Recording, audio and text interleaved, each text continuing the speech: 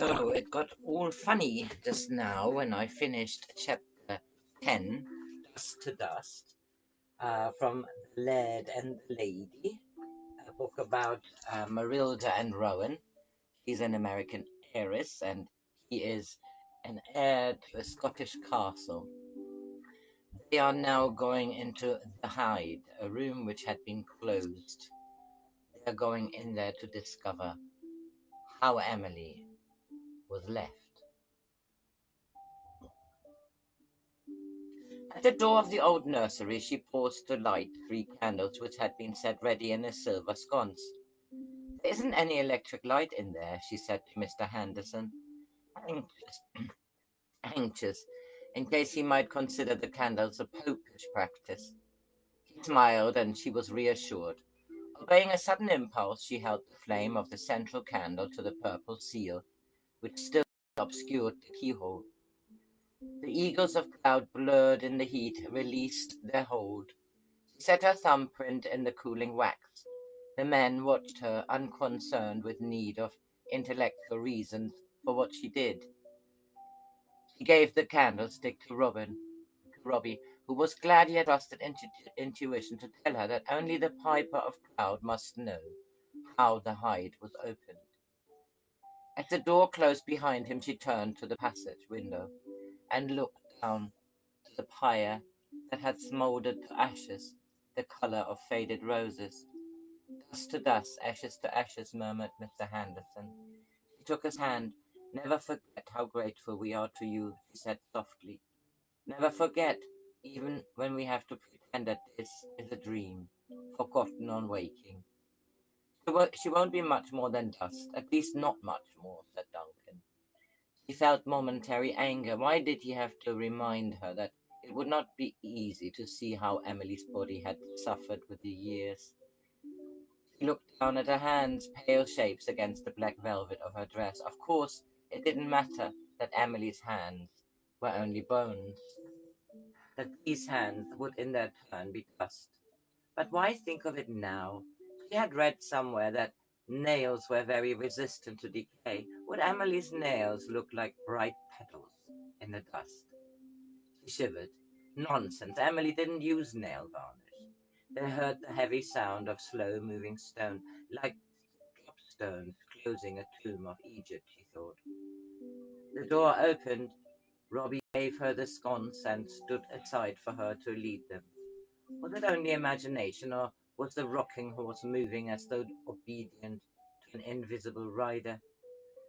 Where the hearthstone had been, steps led down into darkness. "You wait here, Marylda," said Duncan urgently. She had intended to let him and Robbie fetch up the body so that her only memory of it would be a shape covered with a plaid. Her face glistened with sweat. He knew it was cold, cold as her hands. "No, Duncan, I want to go down to her alone."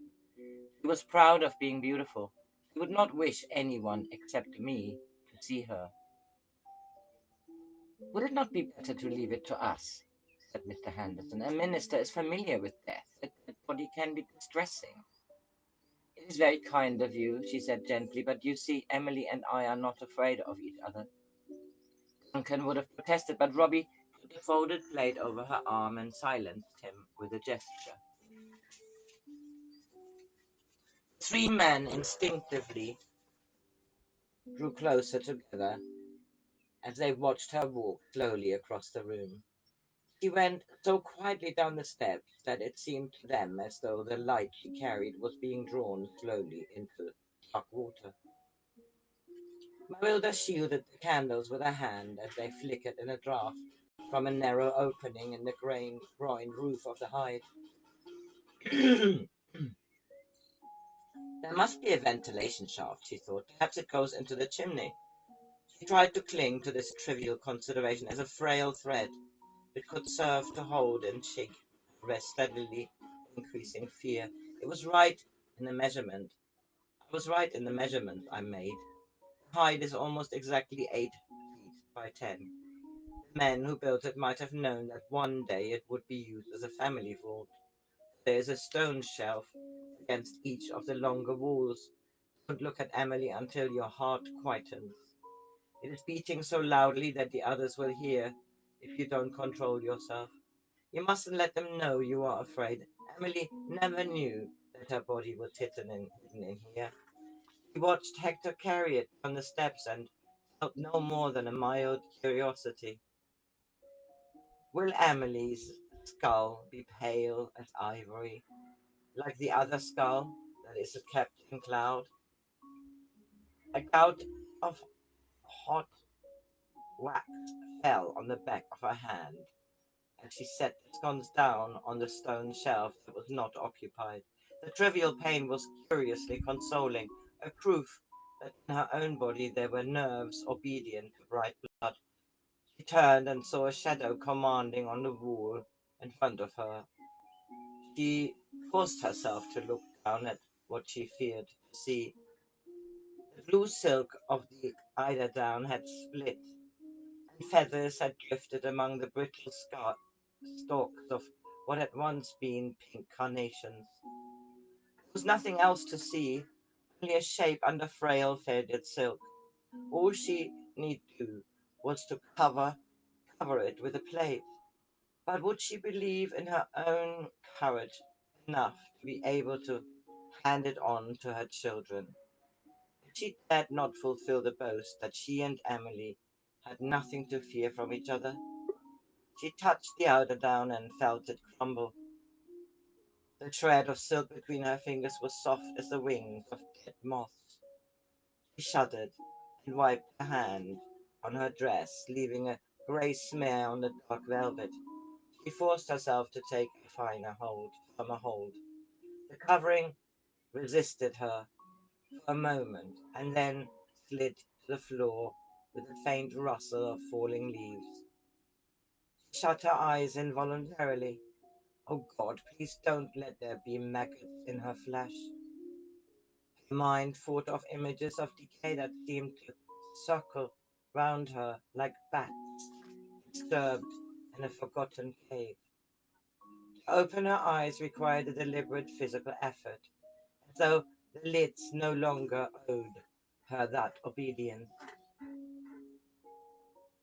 Hector had said, Hector had tied a lace scarf over Emilie's head, so that the jaw should not fall, and gold sovereigns to close her eyes.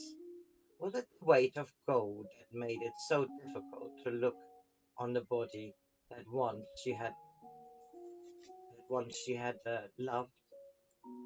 Skin dry and odorless as the bark of a tree lay taut over temple and cheekbones. Those high cheekbones which gave to their faces the distinction they shared. Only hair that spread tenuous as cobwebs over the folded skeleton hands, which seemed to try to conceal the ivory cage of ribs, where emeralds gleamed like a jeweled bird. I must give the emeralds back to Cloud. Robbie never believed that you stole them. Robbie always loved you, she said aloud.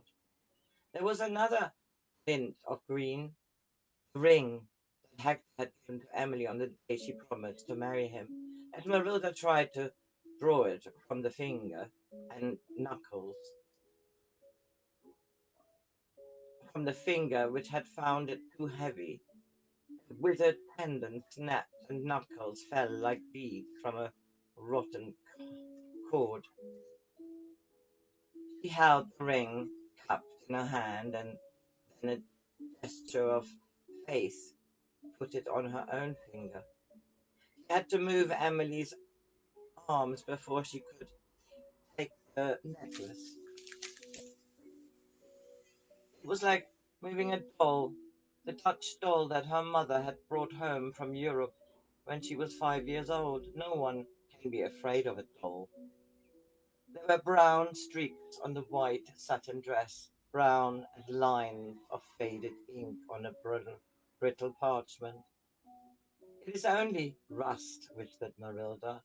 Rust from the steep bones of her corset. She stooped to kiss this echo of her younger self. The skin of the forehead was dry and smooth with forgetting. Lord, let now thy servant depart in peace.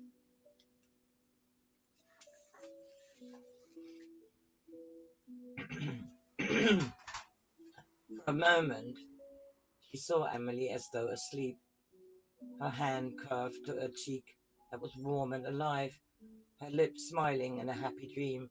Strong with this vision of a wider reality, she prepared Emilie for her last journey. She knelt in the dust, searching with outspread fingers to make sure that no shred of tendon, no shard of bone remained forsaken.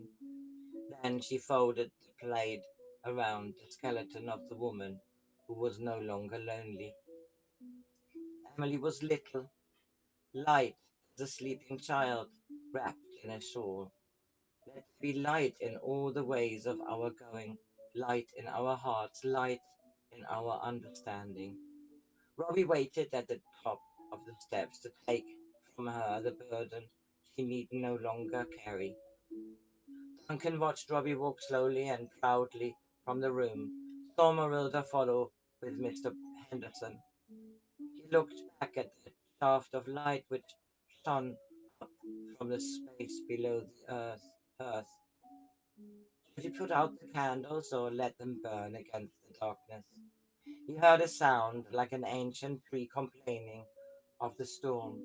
Or was it the sound of a rope creaking against an iron ring bolt, a rope that protested against the weight of a man? It seemed that the rocking horse grew beyond its disguise of wood and paint to become a fifth of the four horsemen. Was he going mad, or could he hear the grief of a man abandoned to despair? Panic down the, failed him down the steps of the corridor. When he reached the hall, the red brocade of sofas, the glossy security of illustrated papers on the table by the fire, rebuked him for hysteria. In an agony of humility, he hurried past the heap of smouldering ashes to the courtyard, no longer praying for the peace of a ghost, but only that Marylda should not know that her knight had faltered in the press of battle. But was there a battle? They walked so quietly under the moon, up through the beech wood, silver pillars of a chateau, to the open moorland vestment of the mountain, to the burial ground where sere grass rippled in the rising wind that brought incense of white sky and running water. Robbie knelt to lay Emilie to rest among the flowers. Like snow white, like snow white azaleas fell from Marylda's hands to cover the brave colors of cloud. The burial service was spoken by Mr. Henderson with an authority he had never before experienced, in magnificent knowledge of the grandeur and triviality of death. Robbie and Duncan filled in the grave. The clink of spade on stone was lost in the living voices of the wind. Then Robbie took his pipe and paced 3 times around the tree and the body it sheltered. The lament told of the grief of those who must relinquish the warm contact of hand to hand, the solace of flesh. Then the music changed to a song of rejoicing, the laughter and the dancing, the birth and the marriage, the loving of the company who lived beyond the hill. Today is the 24th of June 2024.